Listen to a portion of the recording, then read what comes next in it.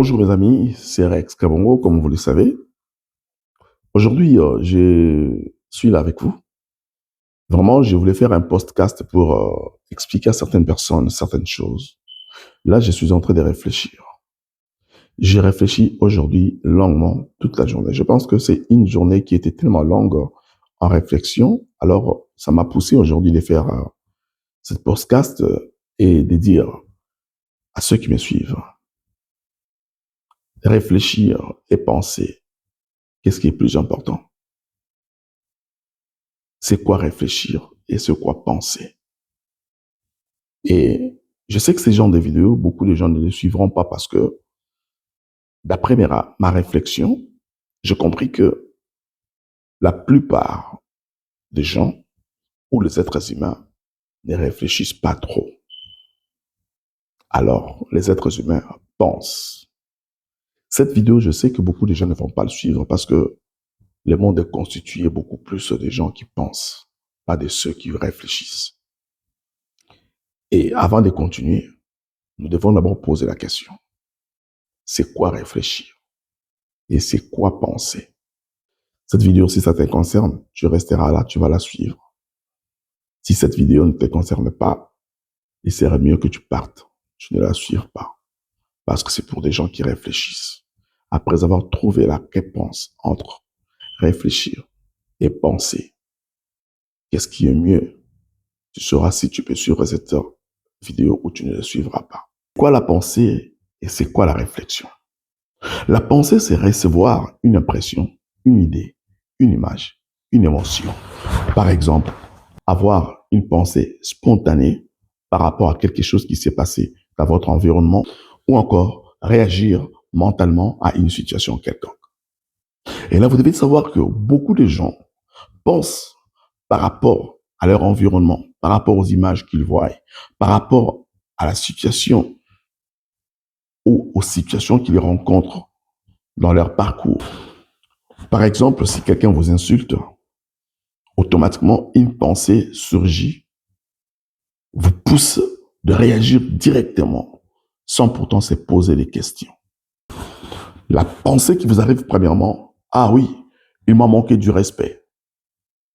Comme les Congolais disent, Asaka Nangai, a manqué un respect. Et alors cette pensée devient souvent automatiquement. Vous ne les cherchez pas, ça vient automatiquement, humainement. Raison pour laquelle vous remarquerez, dans le contexte de notre pays, la République démocratique du Congo, dans la situation auquel nous sommes en train de traverser, beaucoup de gens pensent par rapport à la situation auquel notre pays traverse, les événements que nous avons tous vécus, auxquels nous sommes en train même de vivre aujourd'hui. Certaines personnes, leurs pensées sont séparées, les pensées sont divisées, d'autres même apportent ou pratiquent la haine complètement dans leur cœur vis-à-vis des autres. C'est par rapport à ce qu'ils voient, c'est par rapport à l'environnement. La pensée, si vous voulez bien, une personne qui pense, les êtres humains pensent, c'est un événement spontané, directement. Ça vient dans l'esprit de quelqu'un, tout simplement parce qu'il voit des choses, parce qu'il constate des choses. Son environnement le pousse des pensées. La pensée souvent condamne sans raison. Voilà pourquoi je posais cette question. C'est quoi penser? C'est quoi réfléchir? Dans le contexte de notre pays, la population est manipulée par des politiciens, par ce que nous appelons des élites, tout simplement parce que le peuple ou les gens ont l'habitude de penser de eux-mêmes. Spontanément, réagissent par rapport à ce qu'ils voient. Et des gens qu'on peut appeler communément des gourous ou bien des élites, un peu importe les organismes, ça peut être politique, ça peut être parti civil, ça peut être religieuse. Tout simplement, ces gens-là qui vous dirigent savent qu'ils peuvent vous manipuler facilement parce que vous êtes beaucoup plus fiés dans vos pensées. Alors que réfléchir, c'est de ne pas donner directement son impression. C'est d'examiner d'abord son impression. Réfléchir, c'est de ne pas donner immédiatement son sentiment. Réfléchir, c'est soumettre la pensée à la raison. Quand vous soumettez votre pensée à la raison, c'est-à-dire vous allez dans la profondeur au-delà de votre pensée, Vous commencez à faire un travail avec votre esprit. Cela me pousse à vous dire, mes très chers amis, penser et réfléchir. Souvent, nous devons avoir l'habitude de réfléchir profondément, parce que réfléchir, c'est entrer en contact avec votre être intérieur en se posant plusieurs questions par rapport à la situation que vous avez rencontrée. Tel que, devant une situation, vous posez la question, est-ce que c'est sous mon contrôle? Il faut faire la différence entre toi et ton intérieur. Toi, tu es toi, ton intérieur, c'est ton intérieur. Et là, quand tu poses la question devant une situation, est-ce que c'est sous mon contrôle? Là, tu commences à réfléchir. Beaucoup de gens en République démocratique du Congo, surtout dans la situation politique, les gens ne veulent pas réfléchir. La pensée, c'est facile parce que c'est spontané, c'est automatique dans l'être humain. Mais la réflexion, c'est un travail que l'être humain peut faire dans son esprit. La pensée, c'est un travail que l'homme ou l'être humain demande à son esprit ou dans son âme. Il réfléchit, il se pose des questions. S'il est vraiment en raison ou pas. Comment il peut réagir? Comment et pourquoi? Cette réflexion, c'est un travail. Voilà pourquoi je vais vous dire, pour continuer cette vidéo, penser et réfléchir, il est mieux de réfléchir. Parce que penser, c'est spontané, c'est automatiquement. Nous réagissons par rapport à l'environnement auquel nous évoluons. Nous réagissons par rapport à ce que nous entendons, par rapport aux images que nous voyons, par rapport à ce que les gens disent, par rapport à ce que les gens font. Et alors, réfléchir, c'est un travail difficile que beaucoup des êtres humains n'aiment pas faire. Ce qui me laisse dire, en RDC, dans notre contexte politique à nous, la population souffre parce que beaucoup de gens ne veulent pas réfléchir. Pense. Vous comprenez? Lorsque vous allez commencer à réfléchir à des questions, à réfléchir par rapport aux événements, à se mettre dans des contextes de problématiques, là, vous allez porter des solutions à beaucoup de choses. Aujourd'hui, la population congolaise est victime de ces élites. Je vais donner un exemple aujourd'hui. Nous sommes dans une situation que Nanga est en train aujourd'hui de dire une chose. Nanga dit aux gens que la guerre est finie. La guerre à Goma est finie. Comment est-ce que Nanga peut dire que la guerre est finie si il fait face à une population dans sa majorité, les gens pensent et que les gens ne réfléchissent pas. Malheureusement, nous sommes peu à réfléchir. Et il y a nombreux qui pensent que Nanga avait raison. Ceux qui pensent que Nanga avait raison, parce que Nanga a utilisé tout simplement certaines faiblesses, certains événements, certaines situations que vous vivez pour vous faire penser qu'il a raison. Alors pour ceux qui réfléchissent, Nanga ne peut pas faire réfléchir quelqu'un. La réflexion, c'est ton travail que toi tu fais toi-même par rapport à la situation que tu es en train de vivre. Il dit aux Congolais, d'après son récent sortie médiatique, la guerre est finie. Alors que nous le savons tous, son objectif et son groupe était d'acquérir le pouvoir en République démocratique du Congo, d'après lui et ses amis. Mais aujourd'hui, soudainement, spontanément, Nanga sort vous dire que voilà, la guerre est finie.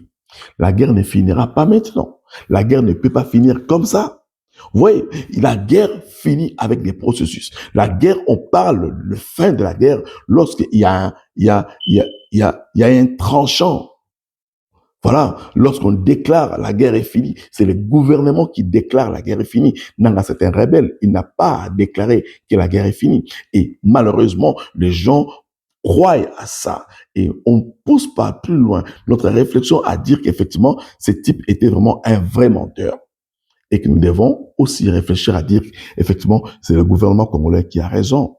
Vous voyez un événement sur les réseaux sociaux, vous suivez une émission, directement vous prenez une position par rapport à ce que vous avez entendu. Vous ne vous posez pas la question, est-ce c'est sous mon contrôle? Alors, c'est poser la question, c'est entrer automatiquement dans la réflexion et c'est donner le temps de consulter votre intérieur par rapport à la question. Est-ce c'est vraiment un mal? Là, ce sont des questions. J'ai dit une fois, les questions, elles sont plus importantes que des réponses. Lorsque vous arrivez à vous poser certaines questions avant de faire une réaction, cela vous aidera beaucoup à vous maintenir dans l'équilibre. Vous voyez un problème, vous posez la question, est-ce c'est un jugement ou c'est un fait? Vous voyez mes amis, ce sont des choses, il faut arriver à un moment donné à rentrer dans ce genre de réflexion. C'est donner ce travail. Quand un homme se donne lui-même le travail de réfléchir, il est rare que cette personne commette des erreurs et des bêtises parce qu'il rentre dans la réflexion. Voilà pourquoi je dis, notre peuple congolais, il s'est fait manipuler par des politiciens, par des élites, par des dirigeants, par ce qu'ils appellent, eux, des leaders, que moi je ne pense pas que ce sont des leaders, parce que nous refusons tout simplement à réfléchir. Alors, voici ce que Épithète dit. Ce ne sont pas les choses qui troublent les hommes, mais le jugement qui porte sur les choses.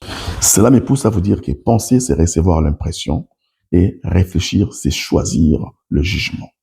Entre celui qui reçoit l'impression et celui qui choisit les jugements, celui qui choisit les jugements par la réflexion est plus fort que celui qui pense. Réfléchir, mes amis, c'est intervenir consciemment entre l'impression et le jugement. Beaucoup dans notre pays, la République démocratique du Congo, nous sommes beaucoup plus dans les impressions, sans pourtant aller dans la réflexion profonde et apporter un jugement net et clair. Raison pour laquelle nous sommes mentis, nous sommes trompés, nous sommes manipulés. Moi, j'insiste, mes amis, sur la nécessité de sortir sur l'ignorance. Beaucoup de gens dans notre communauté en République démocratique du Congo sont plus ignorants. Il est vrai que beaucoup de gens pensent, peu de gens réfléchissent. C'est comme ça dans le monde, dans l'univers. J'ai dit aujourd'hui, la plupart des gens dans l'univers, si nous regardons bien, ceux qui réfléchissent sont peu. Ceux qui pensent sont nombreux. Le monde est constitué aux gens qui pensent parce que c'est l'environnement qui entraîne les gens. C'est l'environnement qui crée le pensée dans l'homme de manière spontanée. Mais les gens qui réfléchissent, ce sont eux qui travaillent. Ce sont eux qui reconnaissent exactement leur fort intérieur. Réfléchir, ça demande quoi? 1. La discipline. 2. Examen intérieur. 3. La suspension du jugement. Et 4. Rechercher des vérités. Dans tous ces 4 points que je viens vous dire, mes amis, notre communauté, les Congolais, nous ne les faisons pas, presque pas. Sont peu ceux qui rentrent dans la réflexion. Sont peu sont dans la discipline de se poser vraiment des questions. Sont peu sont dans la discipline d'aller chercher à connaître un bon jugement sur un problème. Raison pour laquelle nous écoutons n'importe qui. Nous observons plutôt n'importe quoi. Nous consommons n'importe quel contenu que nous voyons dans les réseaux sociaux. Du coup, nous devenons des éléments de la manipulation de ceux qui prétendent dire qu'ils sont forts plus que nous mentalement. Si vous rentrez dans la réflexion, mes amis, vous allez devenir une personne forte. Comment la réflexion peut arriver? Dans le simple fait de lire beaucoup de livres, le simple fait de consulter beaucoup de documentation intellectuelle, d'aller dans la profondeur de la concentration, de rester beaucoup plus seul à réfléchissant. Lorsque vous tombez dans cette profonde réflexion, vous devenez une personne forte. Personne ne peut vous amadouiller, personne ne peut vous contourner ce que vous avez dans le... Est-ce que vraiment il fallait attendre Ariana Veras, cette journaliste américaine qui vient aujourd'hui expliquer toutes les atrocités qui se sont passées, qui se passent à l'est de notre pays, alors que le président Félix lui-même, en tant que le premier citoyen de la République, a commencé à expliquer aux Congolais exactement ce qui s'est passé, quel agresseur de notre pays, il s'appelait Kagame. Est-ce qu'il fallait vraiment attendre Madame Veras, cette journaliste, Ariana Veras, de venir vous réexpliquer? Ça prouve largement que nous pensons beaucoup sur les faits que nous voyons, nous entendons, et nous ne réfléchissons pas. Est-ce que vraiment il aura fallu attendre longtemps pour que le peuple comprenne que le président Félix disait la vérité? Est-ce qu'il a fallu vraiment aller à Washington pour que d'autres personnes arrivent à croire aujourd'hui? Mes amis, prenez cette vidéo en considération. Notre vie en dépend. Lorsque vous acceptez de comprendre celui qui pousse une réflexion plus loin, comme je suis en train de le faire maintenant, je prends le temps de ma vie pour vous parler. Ne soyez pas des gens qui pensent seulement, soyez des gens qui réfléchissent profondément.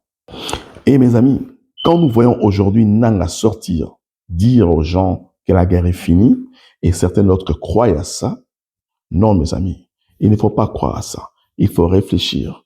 Qui est derrière lui? Qui lui envoie? Aujourd'hui, la vérité est très claire. Nous ne pouvons que applaudir la diplomatie, les efforts du chef de l'État. Parce que je vous ai toujours dit, le président Félix pratique des comportements stoïciens pour arriver à démanteler cette conglomérat des assassins dans notre pays. Il faut être une personne qui prend beaucoup plus le temps de réfléchir profondément.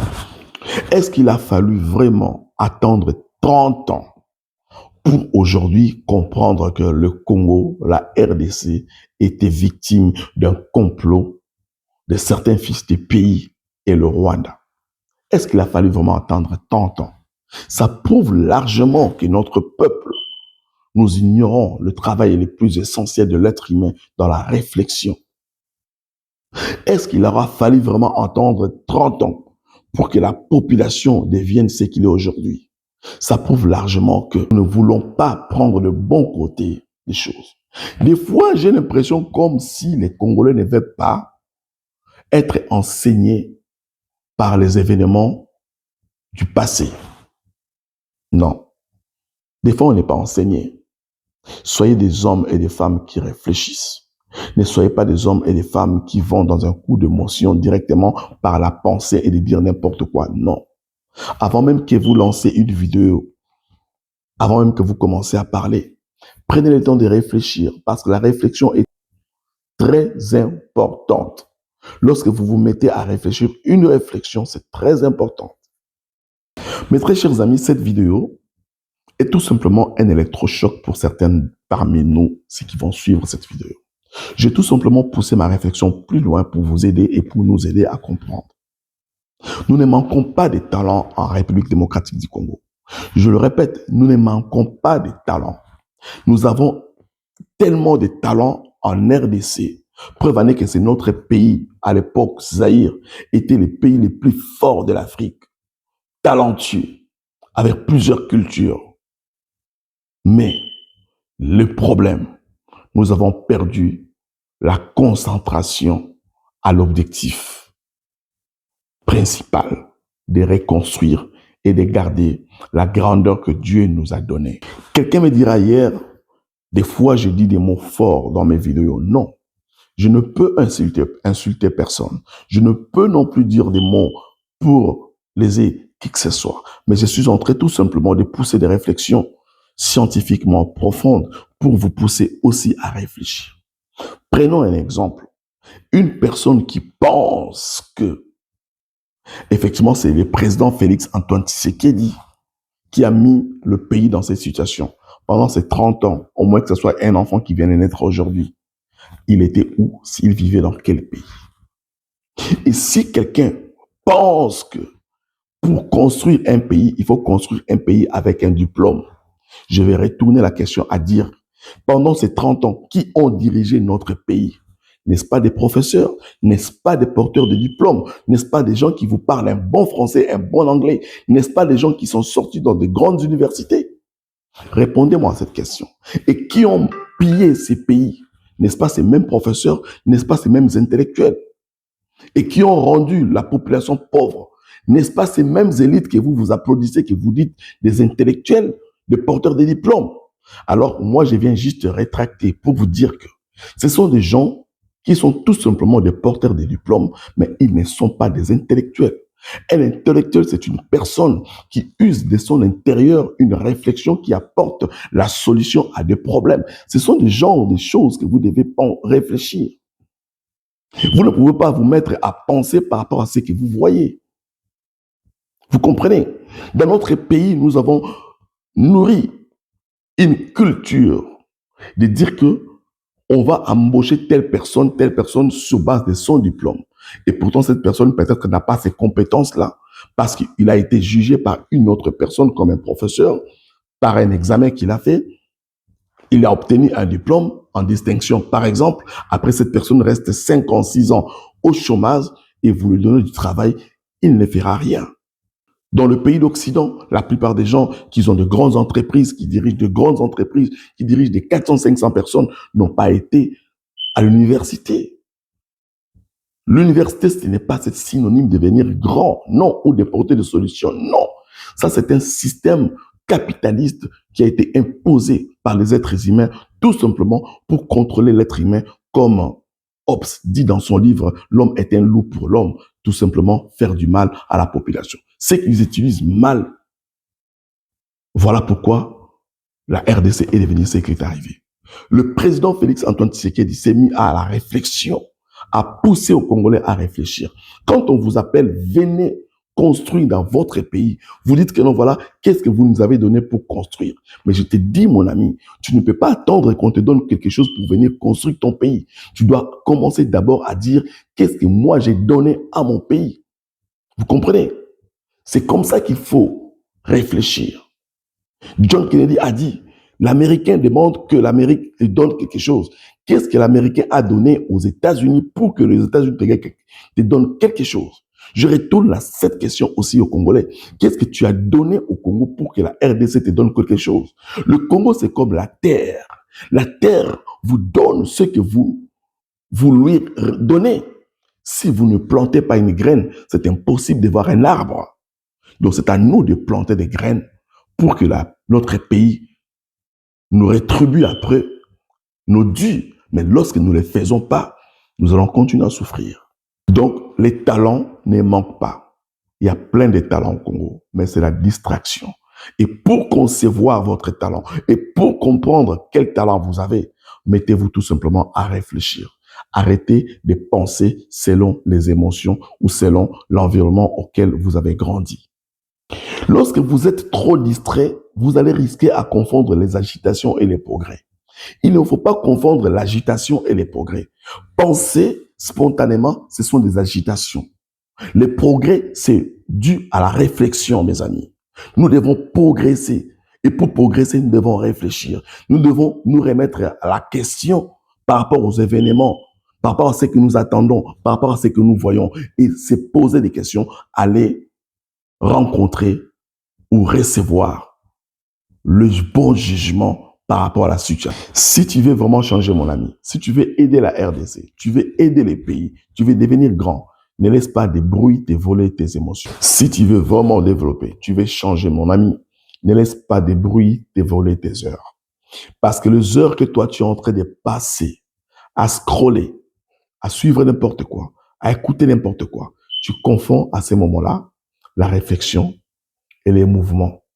Du coup, comprends que cette vidéo, c'est juste pour te booster, te remettre sur le bon rail et de réfléchir. Ne reste pas dans le passif du pensée. Toi, tu dis que tu veux grandir, mais tu donnes ton intention à ce qui ne nourrit rien en toi. Quand tu dis que tu veux porter du fruit, mais toi, tu vis comme une personne qui n'a pas de saison. Mon ami, tu dois avoir des saisons. Dans quelle saison, toi, tu peux porter des fruits? Si tu veux porter des fruits, tu dois connaître ta saison. Donc, si chaque Congolais reconnaîtrait la saison, sa saison, nous devons construire ces pays dans 5 ans. Aucun pays d'Afrique peut se jouer de nous. Aucun pays du monde peut pointer le doigt sur nous. Si tu reconnais ta saison, à ce moment-là, tu porteras des fruits pour la République démocratique du Congo. J'ai bien dit, cette vidéo n'est pas pour tout le monde. Pour ces gens-là qui réfléchissent. Vous savez, pour finir, mes amis, ta destinée ne se perd pas d'un coup. Elle se dilue tout simplement parce que nous sommes distraits. Sortez dans la distraction. Ne soyez pas des gens qui pensent seulement, soyez des gens qui réfléchissent profondément pour une bonne raison. Aujourd'hui, les jeunes Congolais, nous avons normalisé certaines distractions. Tu ne peux pas bâtir ta vie si tu normalises des distractions. Mes amis, tu ne peux pas bâtir, on ne peut pas bâtir un royaume par les intentions. Le Congo, c'est notre pays. On ne peut pas bâtir un Congo, une RDC par les intentions. Non. Nous devons tout simplement réfléchir pour bâtir un pays fort et respectueux. C'est là, ce n'est pas le travail d'un homme ou d'une femme, c'est là le travail de tous, nous tous les Congolais. Alors, arrêtons de normaliser des distractions. C'est votre temps que vous passez. La vie des Congolais n'est pas une humeur, mes amis. Ce n'est pas des humeurs, notre vie à nous. Notre pays, non. La vie des 100 millions des habitants, plus de 120 millions d'habitants n'est pas une humeur, non. Il demande la réflexion de chaque fils du pays auquel Dieu nous posera des questions un jour à chacun d'entre nous. Qu'est-ce que nous avons fait de notre pays? Aujourd'hui, vous baptisez n'importe qui comme un leader. Qu'est-ce qu'il a fait pour être un leader? Tout simplement par les impressions que vous ressentez par vos pensées par rapport à ce que vous voyez. Alors, la RDC n'est pas un rumeur. Alors que mes amis, nous avons une destinée. La destinée doit être construite par la réflexion. Et la destinée n'est pas un désir. C'est que vous devez comprendre. Pourquoi je dis ça, mes amis? J'ai commencé au début de cette vidéo de la pensée et de la réflexion. Et je vous demande de rester beaucoup plus à réfléchir. Parce que la leadership n'est pas du tout un titre. Beaucoup de gens aujourd'hui en République démocratique du Congo, nous avons donné des titres de leader aux gens gratuitement parce que il y a 100 000 personnes, 50 000 personnes, vous suivez derrière, on vous appelle leader. Cependant, vous ne donnez rien à ces gens-là qui sont, je veux dire, des pauvres gens qui vous suivent de manière ignorante. Et voilà pourquoi manque de réflexion vous pousse à suivre n'importe qui et vous l'appelez même un leader. Un leader n'est pas un titre. Les Congolais, nous parlons beaucoup, nous rêvons beaucoup, nous discutons beaucoup. Cependant, nous ne construisons rien du tout. Nous avons beaucoup plus l'habitude d'accuser des autres. La faute, c'est des autres. Ce n'est jamais à nous. Il est temps que nous puissions maintenant reconstruire notre pays. Le travail de la reconstruction de la République démocratique du Congo sortira de nos réflexions à chacun d'entre nous. Chacun d'entre nous, chaque Congolais, partout où il se retrouve, doit devoir apporter une pierre à l'édifice pour construire, reconstruire notre beau pays. C'est à nous de reconstruire ces pays. Merci pour tous ceux-là qui ont pris le temps sacré pour ce podcast. Merci beaucoup parce que cela révèle d'un grand esprit que vous avez. C'est que vous êtes une personne qui réfléchit profondément. Très chers Congolais, ne vous laissez pas amadouiller par nos ennemis, tout ce que des opposants, tout ce que des hommes politiques, tout ce que des gens qui se disent des leaders vous disent ne sont pas vrais. Croyez en vous-même. Soyez des gens qui réfléchissent. Soutenez les chefs de l'État. Construisons notre pays. Car il y a un dicton qui dit, si tu ne construis pas ton pays, l'étranger viendra le construire et tu seras son esclave. Veux-tu être l'esclave de l'étranger? Moi, en tout cas, non. Et si toi, tu le veux, c'est toi qui vois. Merci parce que tu m'as suivi.